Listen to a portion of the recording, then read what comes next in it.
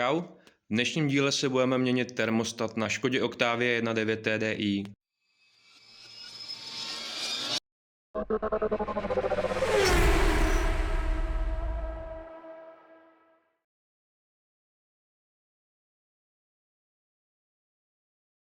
Budeme měnit termostat i s přírubou, protože když to chcete vytáhnout, tak ten vnitřek vždycky praskne. Takže jsem radši koupil i tu přírubu a budeme tam měnit i okroužky.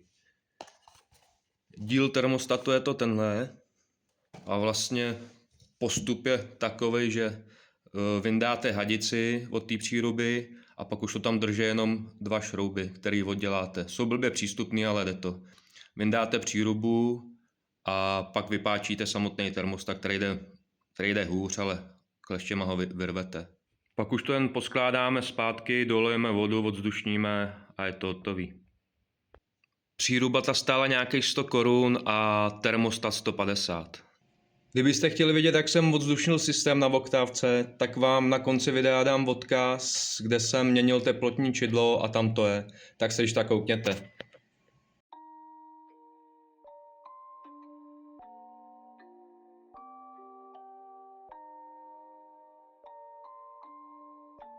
Rage on that beat, going crazy.